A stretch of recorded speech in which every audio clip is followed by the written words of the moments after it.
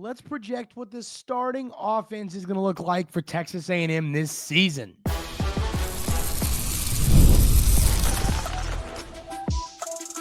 You are Locked On Aggies, your daily podcast on the Texas A&M Aggies, part of the Locked On Podcast Network, your team every day.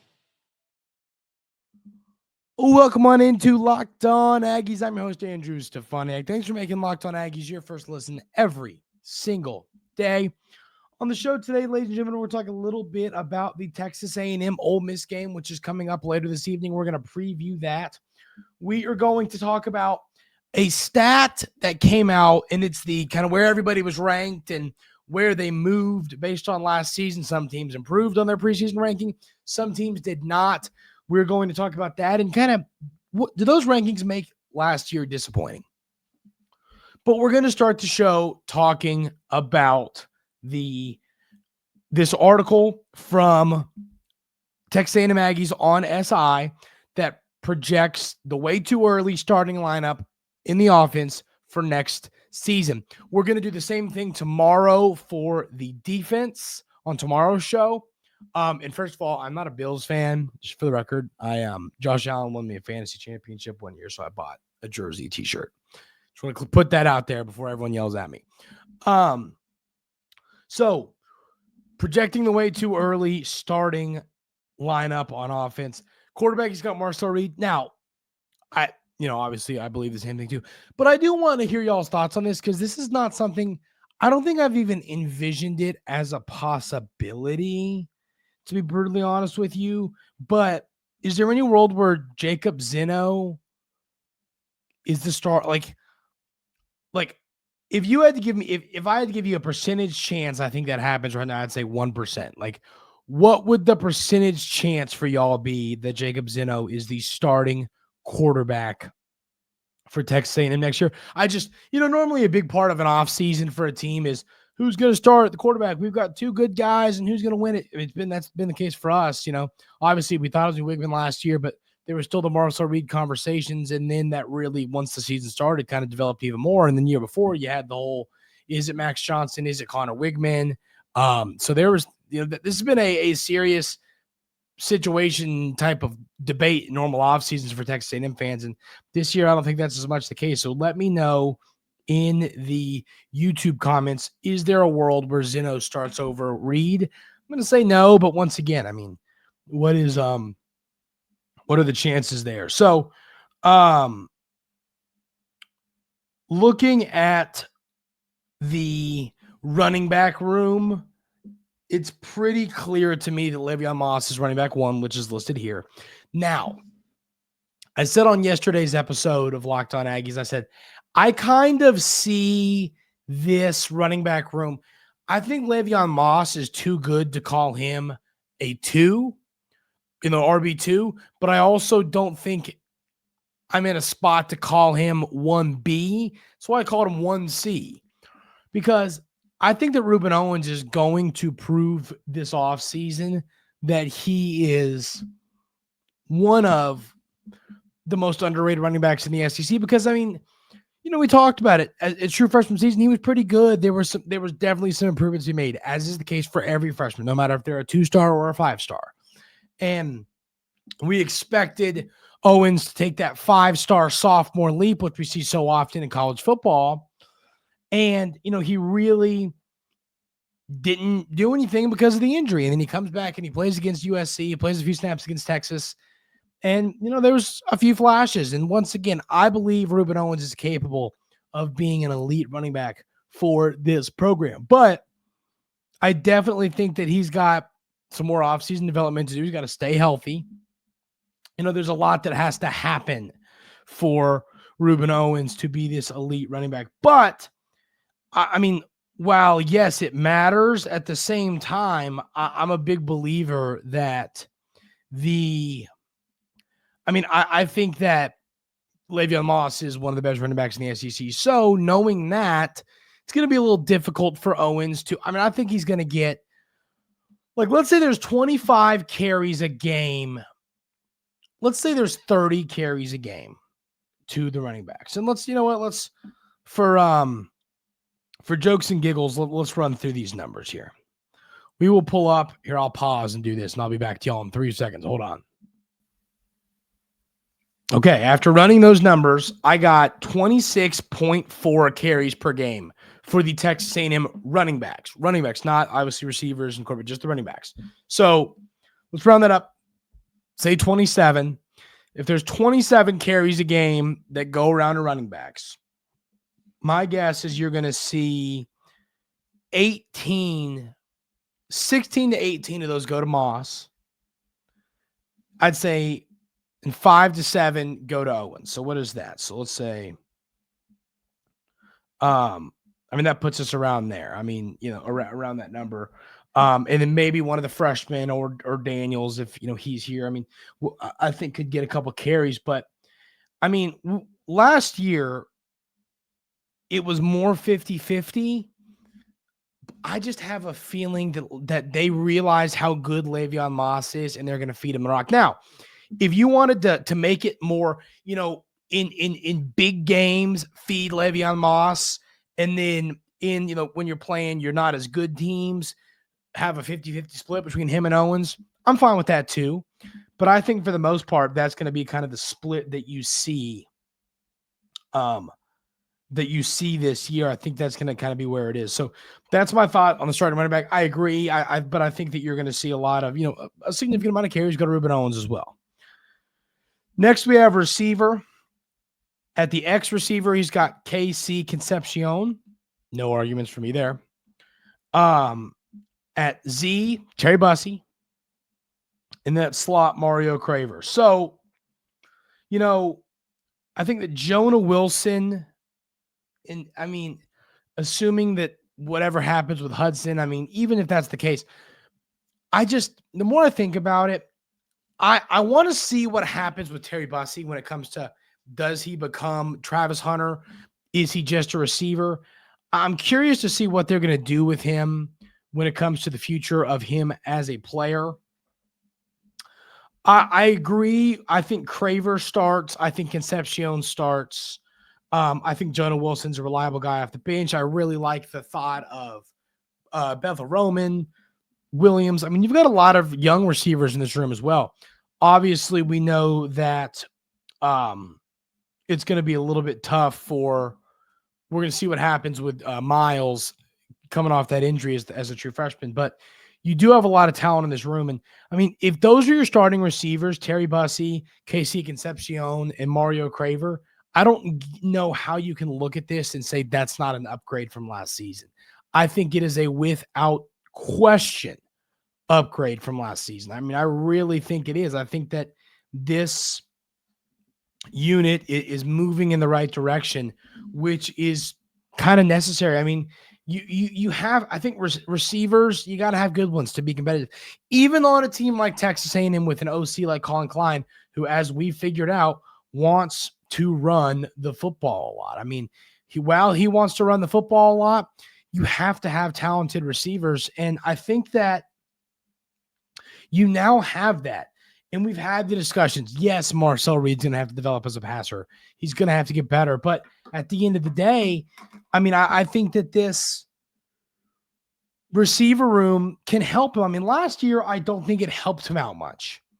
This year, that won't be the case. I think you're going to see the wide receiver room and Bussey and Craver and the young guys and Concepcion and Jonah Wilson. These guys are going to get helped out by the play of or Marshall Reed's going to be helped out by those guys. What I mean, they're better than what we had last year. So I think Texas A&M's wide receiver room being in a better spot is going to help Marcel Reed have a better season this year, and flat out just this offense have a better year. I think you're going to see a lot better offense from the Aggies next year, which I've talked about this week a little bit. And I think the play at the receiver position is a big reason why. We're going to talk about projected starters on the offensive line and tight end. We'll do that coming up right here on Locked On Aggies.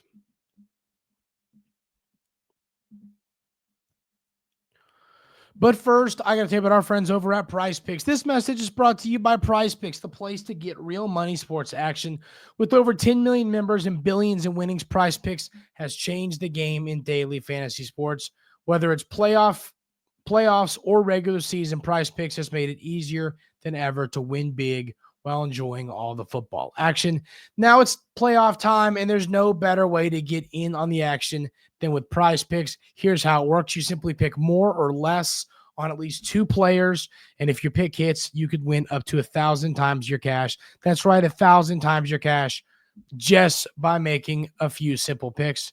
You know, there's a lot of playoff action coming up this weekend. I'm wearing my Bills shirt.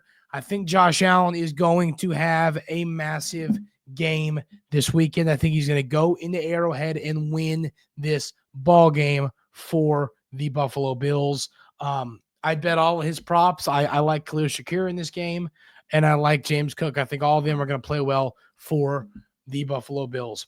Ready to run your game this football season? Download the app today and use code LOCKEDONCollege to get $50 instantly after you play your first $5 lineup. That's right, $50 just for playing. Don't wait. Take your game to the next level with Prize Picks. Prize Picks, run your game.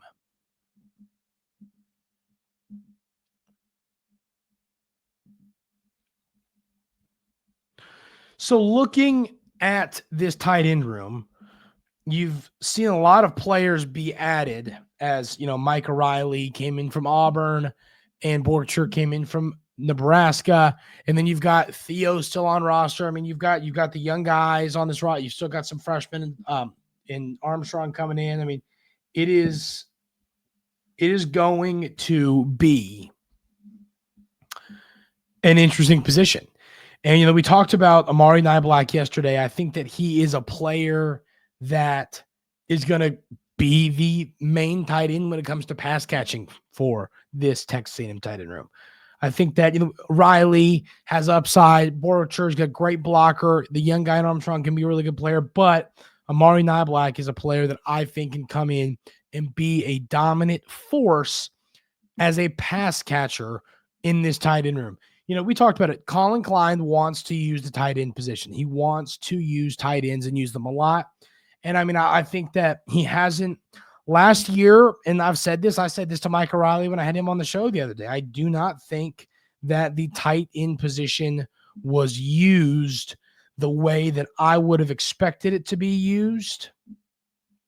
I just, they didn't feed him all that much. So I think that you're going to see tight ends get utilized a lot more. I mean, a whole heck of a lot more this season. And I think that Niblack is going to have a big year. I mean, we've seen what he could do at Alabama, transfers to Texas. He's behind Helm. It's hard for him to get some serious playing time. I think that this year can be different and can be special for Amari Niblack in this tight end room, especially knowing I think Colin Klein is going to feed that group. Time to talk a little bit about the offensive line at left tackle. Trey Zune's going to be great. You know, it says on paper there's no greater strength for Texas A&M offense than the offensive line. 2025, the Aggies will return all 5 starters. That includes Reed's blindside protector Zune, who will put off the NFL draft for another season as a rising senior. I think Trey Zune's going to be great this year. At left guard, Chase Basantis. He was an all-SEC freshman, as you remember. And I mean, I think he had a pretty solid year last year. You know, had a good PFF grade, and I think he's going to have a great year. Then you got I can never pronounce his name. Kalanui Fawi. I mean, I can't. It's funny too because you never hear their names. You know, the center's name pronounced on the. If he was a receiver, we'd know his name. But you know, I mean, I call him Collie normally, but I mean, he came in and, you know, what we thought was going to have Bryce Foster leaves, Collie comes in, and he has a pretty darn good year for us. I mean, I think that he is going to take another step, and I think that it was a great portal addition last year pulling him in, because if you don't have him, I mean, offensive line is a lot more interesting. Then at right guard, Armaj Reed-Adams, I mean, you know, give him his folding chair. He's a dog. He's a great player. No disagreements there. And then Demetrius Crownover at right tackle. I mean, I think that this offensive line is capable. You know, last year I said there were a lot of question marks about this group individually, and I had my concerns, and I said I wanted to see it before to believe it, and I saw it. They were good. They weren't elite. They were good, though, but I think that this year they can take that step to elite. I am a full-in believer in this room, and I'm definitely excited to see how this offensive line improves next year, because I think it's going to take another step in the right direction from we were hoping it was going to be good. I think it was a little better than good. I think it was, I don't know if I'd say great. I would say it was pretty good. I think this year it can move to elite. I really do. And if this offensive line's elite, it's just going to make this offense better. I've got a little short conversation to have about a picture that was sent in our Locked On SCCO's group chat. And it is the where teams were supposed to be preseason ranking and then kind of how they moved up or down. So like, Tennessee was a team, they were projected 14th. They finished +4. South Carolina projected 69. And nicely enough, they moved up 47 spots. Florida moved up 29. Florida moved up 24. Arkansas up 29. Vandy up 78. And then Oklahoma drops 52. Auburn drops 43.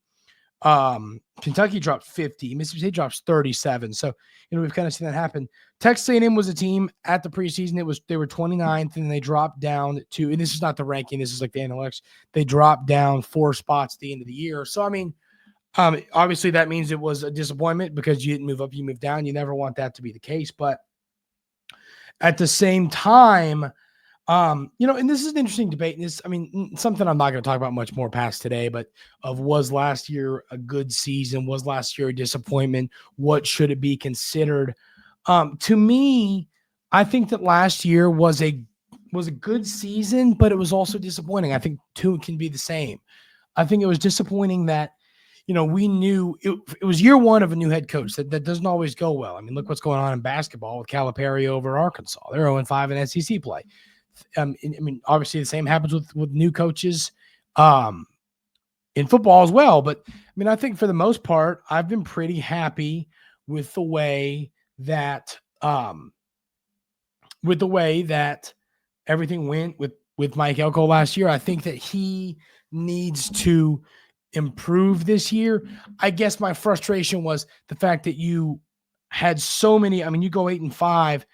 And I mean, you lose the late season games to South Carolina and Texas and Auburn, and then you lose the bowl game in USC. It's just things could have gone so much better than they did. And I think that's where my frustration comes from. So I don't know if I'm willing to say it was a disappointment, but I mean, knowing that you had a realistic chance of making the playoff and in those last 4 or 5 games kind of just, craps down your leg, it is a little bit frustrating. But obviously, as you all know, I'm a believer in Coach Elko in the future, that he is going to provide Texas A&M football fans. I mean, I think that he is going to do a good job for a very long time. We are going to preview this basketball game against Ole Miss coming up here in a few hours. This is a massive, massive game for the Aggies, and we're going to talk about it coming up right here on Locked On Aggies. But first, I want to tell you about our friends over at Talkspace. Therapy is a game changer. It can help manage stress, improve sleep, and communicate more effectively. But finding the right therapist and fitting sessions into a busy schedule can be challenging. That's where Talkspace comes in. Talkspace is the leading virtual therapy provider, makes getting the help you need easy, accessible, and affordable. With Talkspace setting up simple, you can match with a licensed therapist who fits your needs, usually within 48 hours. And it's convenient. You can have sessions from the comfort of your home and even message your therapist between appointments. Plus, Talkspace is covered by many insurance plans. And for the most insured members, there's a $0 copay. It's never been easier to prioritize mental health. As a listener of this podcast, you'll get $80 off your first month with Talkspace when you go to Talkspace.com/LockedOnCollege and enter promo code SPACE80. To match with a licensed therapist today, go to Talkspace.com/LockedOnCollege and enter promo code SPACE, SPACE 80 to get $80 off your first month and show your support for the show. That's Talkspace.com/LockedOnCollege, promo code SPACE, SPACE 880.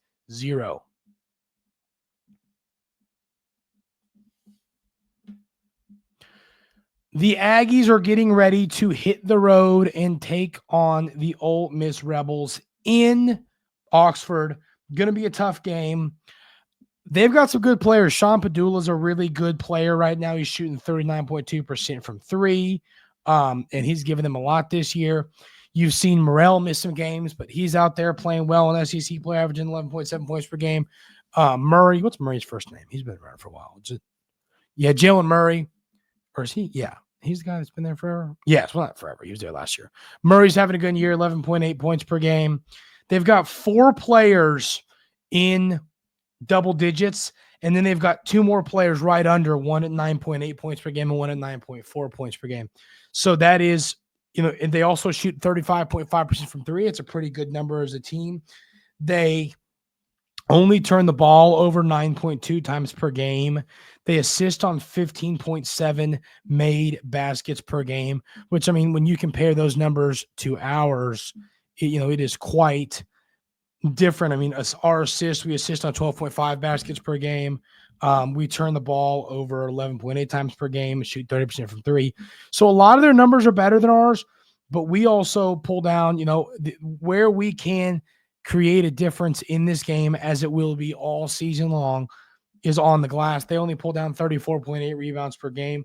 They are not the best rebounding team. That is how you're going to have to win this game. If you aren't, they've pulled down 180 total offensive rebounds on the season. Let's see how many that is per game. That's in 18 games. Is that? So, yeah, they're pulling down about 10 offensive boards per game. I mean, it's not the best number. The point is, once again, I'm going to break down every game the rest of the season. It's going to be the same conversation. You need your offensive rebounders to dominate on the glass. That's how you're going to win this game. It's your advantage in every game you play. That is going to be your advantage.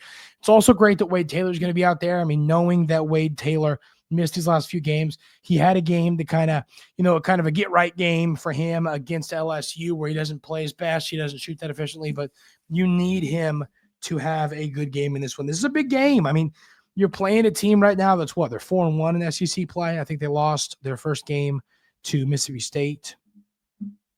They lost to Mississippi State. That was their first loss in SEC play. So Chris Beard's Ole Miss team's playing really good basketball right now. They haven't beaten a ton of great teams. I mean, besides Alabama, I'm not bought in on Georgia, but they beat Alabama on the road, which is a darn impressive win, especially knowing that Alabama team went on to beat Kentucky and Lexington. But knowing, LSU, Arkansas, Georgia, they've played a solid start to the season, but not dominant. So I think we're still finding out who this Ole Miss team is, and this game is an opportunity for Texas A&M to go on the road and get a much-needed ranked win. If you go win this game, it's going to be huge for the Aggies. I don't think you can sit here. I think you can sit here. I don't think you can sit here and say that it is a must-win game, knowing every game in SEC play is going to be tough, but it is without a doubt an important one. Would love to see Buzz and the fellas go get this win on the road. That is going to do it for today's episode of Locked On Aggies. Thank y'all so much for being here every single day. I really, really do appreciate it. If you haven't already, hit that subscribe button on YouTube. Leave a 5-star review on podcast platforms. All that helps me out and helps the show out a ton. I appreciate y'all so very much. Have a great rest of your day. Enjoy the basketball game tonight. We will see y'all tomorrow to talk about a little bit of defense right here on Locked On Aggies.